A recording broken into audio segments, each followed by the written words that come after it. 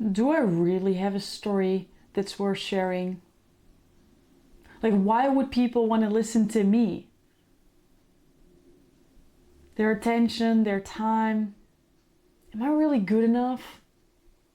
I'm not even sure if there's truly people out there who will be impacted by my words.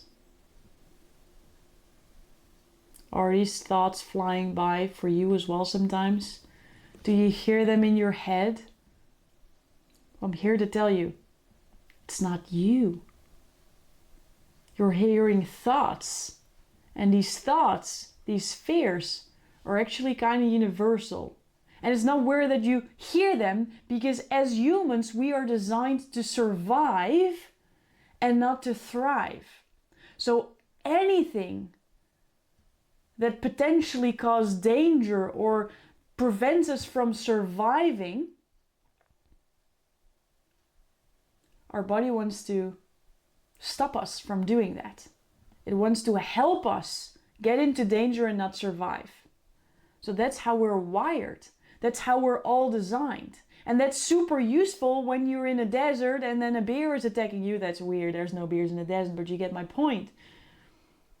But when we're talking about public speaking, it's not always helpful.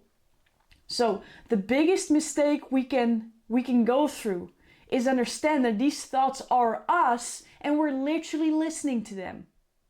So in order for us to really go over that and really use it as an advantage, I'm going to introduce you to three fellas, and these three fellas represent the thoughts that are in your mind, and you're going to see their personality, and you're also going to see their intention, because they are truly here to help us. They're not here to stop you from your success. They're just helping you survive, because you can thrive.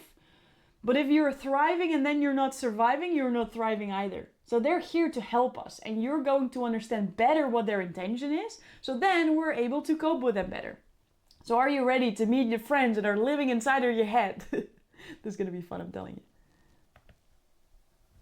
The first one is what I call Danny Danger.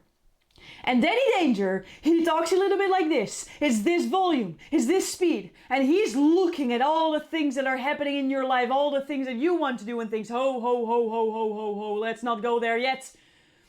I smell danger. I don't think this is safe.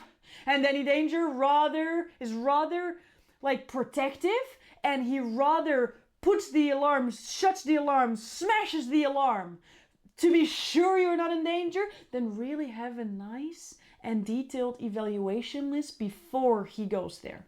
Okay? He's the guy that says, stop, stop, stop, retrieve, it's not safe, go back, rah, don't go there, you experienced pain that way, we don't want it anymore. Danny Danger. He's the guy that helps you survive, but not thrive.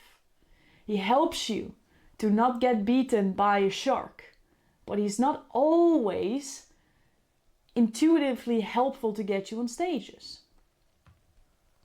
But he's not alone. No, there's more. Because next to Danny Danger, there's a guy sleeping.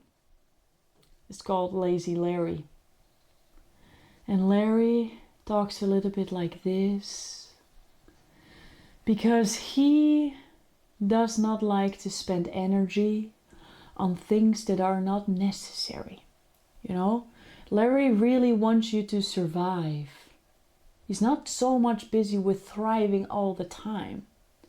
He wants to make sure that everything you put your energy into, maybe that costs more energy than normal because it's new, it gets evaluated.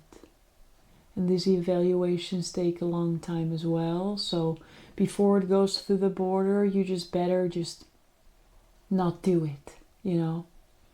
Lazy Larry doesn't like new things, doesn't like it when it's scary, it costs so much energy.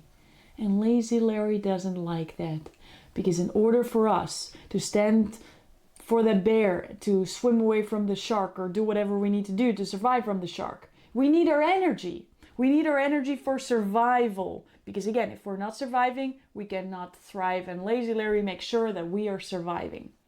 And Daddy Danger and Lazy Larry are not alone. They have a third friend. And the third friend, Consistent Chris. And Consistent Chris, he really, really likes when there's a specific order. When A and B goes to C. When 1 and 1 is 2, not 3, not 4, not 65. 1 and 1 is 2. It's always predictable. It's always in a logical sequence. It is always on the same trajectory. So when you say, hey, Consistent Chris, I would love to do a keynote, and you're like, you've never done that before, I don't like it. It's not consistent. We don't have an SOP around that yet. We don't need the specific order. Consistent Chris is getting a little of a panic and he says, no. We better not do this. We don't know what's out there. We've never seen it before. I don't know the roadmap. We're not doing it. Consistent Chris makes sure that there's no uncertainty, no things that may cause any harm. Make sure that we're not surviving, and that's what they want. They're our friends. They want us to survive, but in order for us to thrive, we need new tools.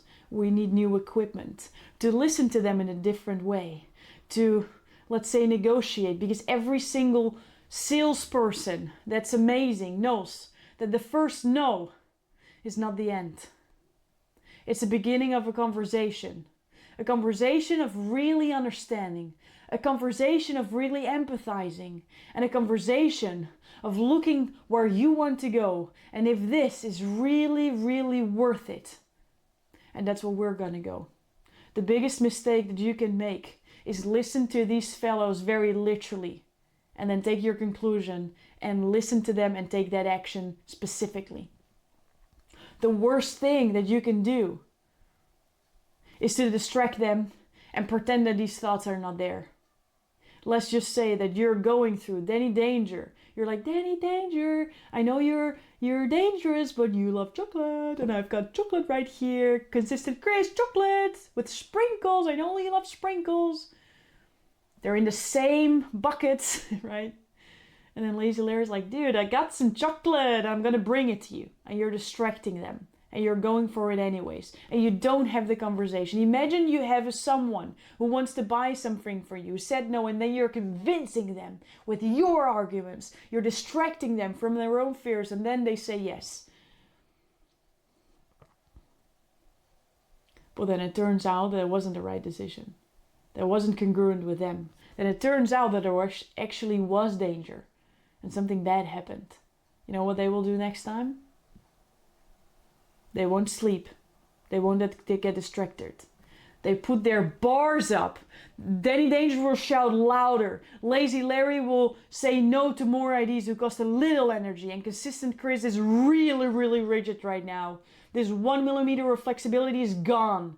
The biggest mistake that you can make is literally listen to them or ignoring them completely and making a fool of them. Saying, no, it's not dangerous. What you're going to understand is how to be friends with them and how to collaborate to together get to your goals.